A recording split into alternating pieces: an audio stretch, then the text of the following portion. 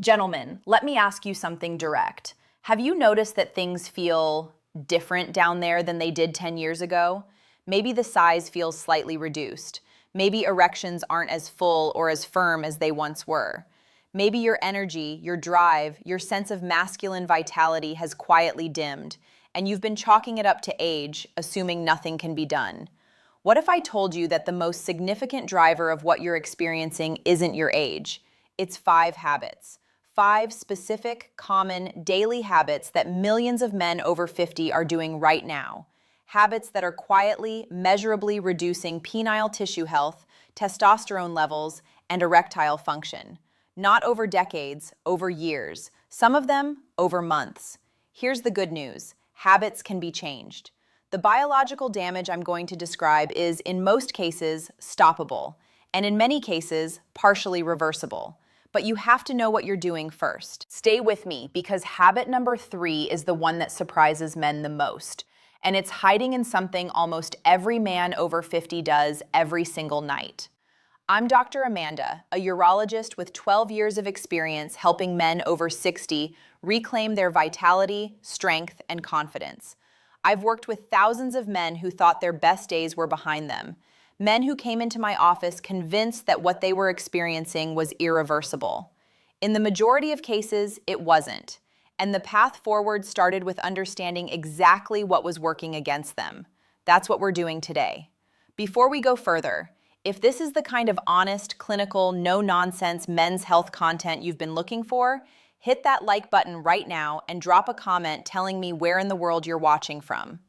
I read every comment, and knowing who I'm talking to helps me create exactly what you need. All right, let's get into it. Here is what most men don't understand, and what I wish was taught more openly. Penile tissue is living, metabolically active tissue. Like any tissue in the body, it requires consistent blood flow, hormonal signaling, and oxygenation to maintain its structure and function. When those 3 inputs are compromised, even gradually, even mildly, the tissue begins to change.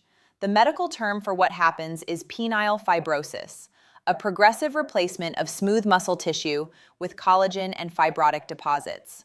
Smooth muscle is elastic, vascular, and capable of engorgement. Fibrotic tissue is rigid, poorly vascularized, and does not expand the same way. This process is driven by chronic hypoxia, low oxygen in penile tissue, which happens during prolonged periods without adequate erections or blood flow. Think of it like a rubber band left in a drawer for years. It looks fine until you stretch it, and then it's stiff, brittle, and reduced in capacity. The rubber band needed to be used, flexed, and maintained to stay elastic. So does penile tissue. The second layer of the problem is hormonal. After 50, testosterone declines at roughly 1 to 2% per year. But certain habits accelerate this decline dramatically by disrupting the hypothalamic pituitary gonadal axis, the hormonal feedback loop that tells your body how much testosterone to produce. When that axis is suppressed, you don't just lose libido. You lose the testosterone-dependent maintenance of smooth muscle density in the penis, the prostate, and the entire male reproductive system. And the third layer, the one men feel most but talk about least, is the psychological cost.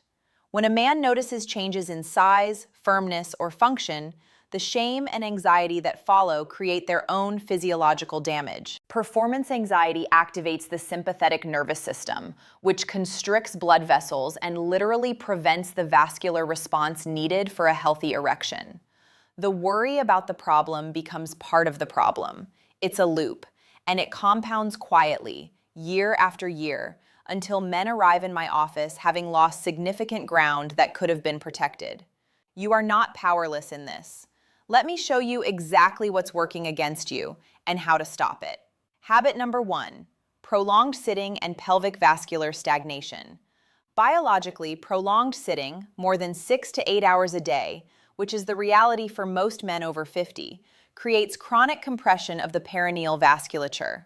The perineal arteries are the primary supply vessels for penile blood flow.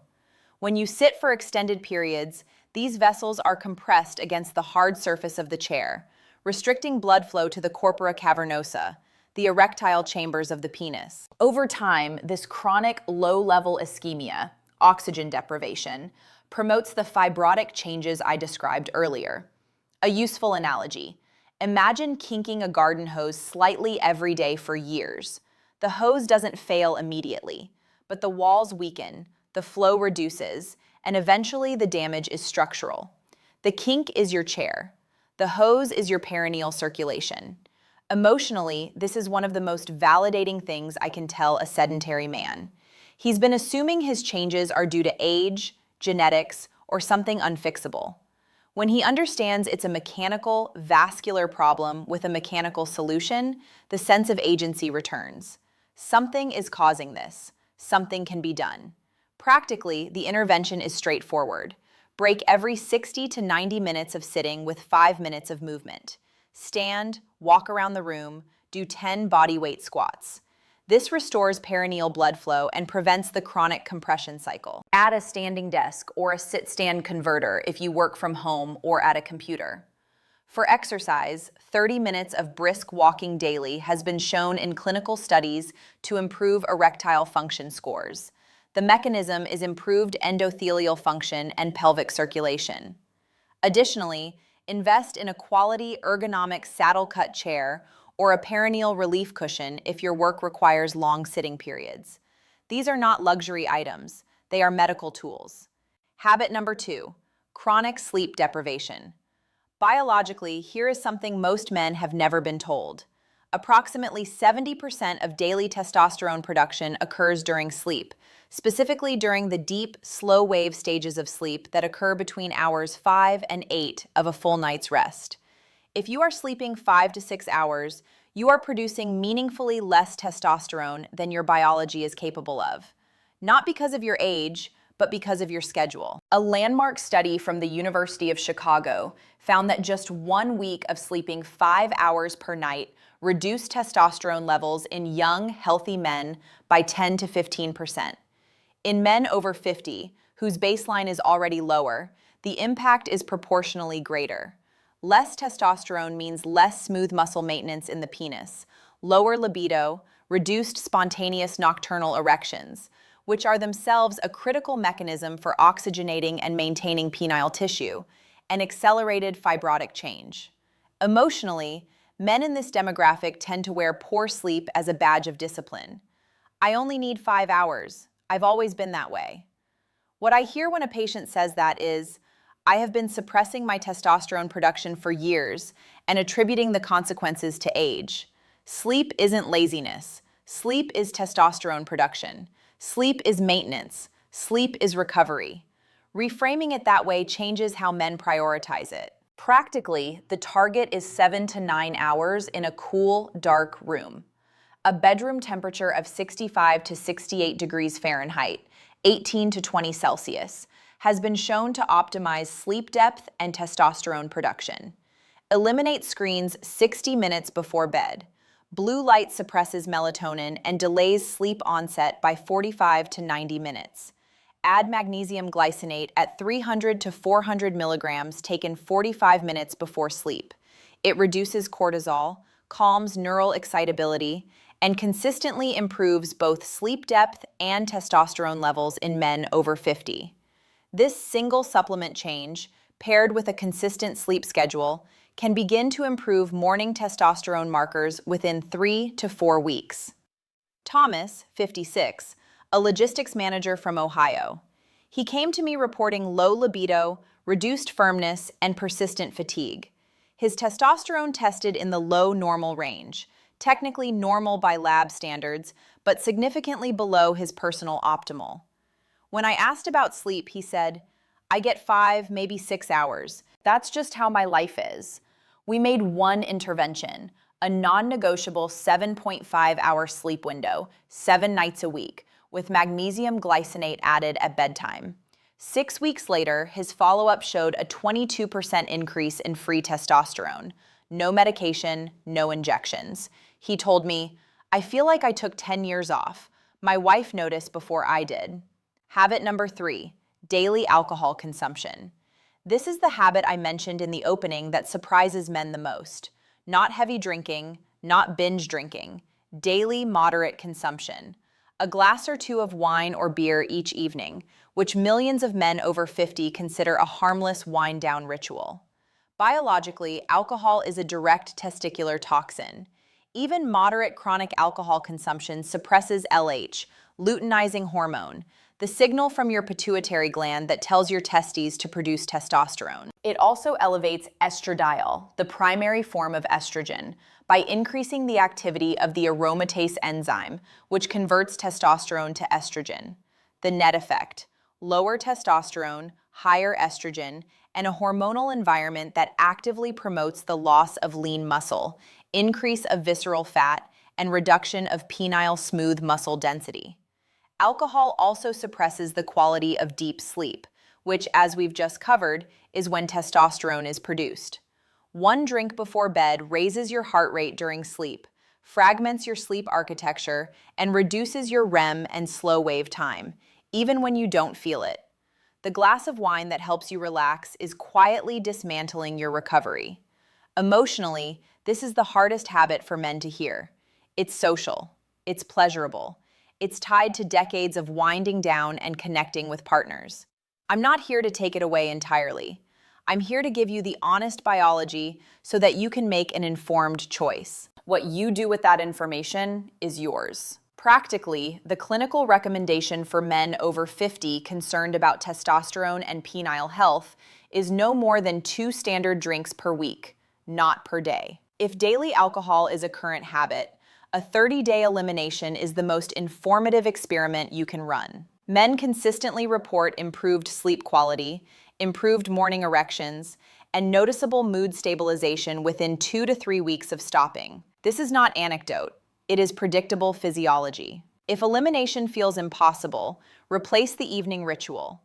Non-alcoholic tonic water with lime, chamomile tea, or sparkling water with a squeeze of citrus can occupy the same moment in the evening routine without the hormonal cost. Raymond, 62, a retired contractor from the UK. He had been having 1 to 2 glasses of red wine every evening for over 15 years. Heart health, he told me with a smile. He came in reporting that his erections had become unreliable and that his energy had been declining for years. We ran a full hormonal panel. Testosterone was low normal, estradiol was elevated, and his sleep study showed fragmented architecture consistent with chronic mild alcohol disruption. Raymond agreed to a 30-day alcohol-free trial as an experiment, just data collection, no commitment. At day 32, he called my office. He said, "I don't know what happened, but something turned back on. I haven't felt like this in years." He has not gone back to daily drinking. Habit number 4, chronic psychological stress without regulation. Biologically, cortisol, the primary stress hormone, and testosterone exist in direct competition. They share a common precursor molecule called pregnenolone, and when your body is under chronic stress, it prioritizes cortisol production over testosterone synthesis. This is called the pregnenolone steal. Cortisol literally steals the raw material that would otherwise become testosterone. Beyond that, chronically elevated cortisol promotes systemic inflammation, reduces nitric oxide bioavailability, and nitric oxide is the molecule that triggers arterial dilation and blood flow into the penis, and directly inhibits the pituitary signals that maintain testicular function. Stress doesn't just make you feel less like yourself.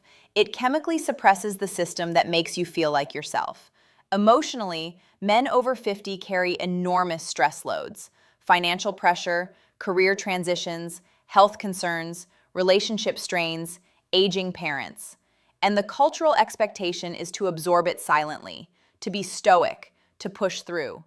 The biological cost of that stoicism, compounded over years, is measurable in testosterone levels, erectile function, and tissue health. Stress management is not soft. It is physiological maintenance. Practically, the 3 most evidence-supported stress regulation tools for men over 50 are these. First, diaphragmatic breathing. 10 minutes daily of slow, deliberate belly breathing at a 4-count inhale, 6-count exhale ratio. This directly activates the parasympathetic nervous system, lowers cortisol within a single session, and, practiced consistently, recalibrates the baseline stress response over weeks. Second, resistance training 2 to 3 times per week. Compound movements, squats, deadlifts, rows, presses, produce a well-documented acute testosterone surge and a chronic reduction in baseline cortisol. Weight training is literally a hormonal intervention. Third, social connection. Isolated men have significantly higher cortisol and lower testosterone than men with strong social bonds. Phone a friend. Join a group. The physiology of belonging is real. Habit number 5, high sugar, processed food dietary pattern. Biologically, a diet dominated by refined carbohydrates, ultra-processed foods, and seed oils drives 2 mechanisms that directly harm penile and testicular health. The first is insulin resistance. When cells become resistant to insulin, which happens progressively on a high-sugar diet, the body produces more insulin to compensate. Chronically elevated insulin suppresses sex hormone-binding globulin, which sounds like a benefit. Lower SHBG means more free testosterone, but simultaneously promotes fat storage, systemic inflammation, and aromatase activity, increasing estrogen. The net hormonal picture is unfavorable. The second mechanism is endothelial damage. The endothelium is the inner lining of your blood vessels, including the small penile arteries that control erectile blood flow. Glucose spikes from refined carbohydrates damage endothelial cells, reduce nitric oxide production, and promote arterial stiffness. The same diet that leads to cardiovascular disease leads to erectile dysfunction, because the mechanism is identical. Penile arteries are simply smaller and show the damage earlier. Emotionally, food is deeply tied to identity, culture, comfort, and habit.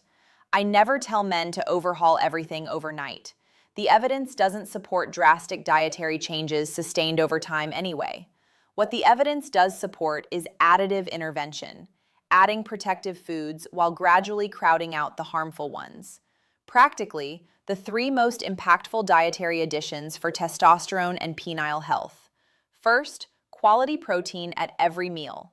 Eggs, fatty fish, lean red meat 2 to 3 times per week, legumes. Protein provides the amino acid substrates for testosterone synthesis and maintains the lean muscle mass that correlates with higher testosterone. Second, cruciferous vegetables daily. Broccoli, cauliflower, Brussels sprouts, kale. These contain indole-3 carbinol and DIM, compounds that reduce estrogen burden by promoting healthy estrogen metabolism. Third, eliminate seed oils from your cooking. Canola, sunflower, soybean, corn oil. Replace with extra virgin olive oil, butter, or coconut oil. Seed oils are high in omega-6 polyunsaturated fatty acids that compete with the omega-3s needed for testosterone precursor synthesis and promote systemic inflammation. This one switch, made consistently, has a measurable hormonal effect within 6 to 8 weeks. Kenneth, 58, a high school coach from Georgia.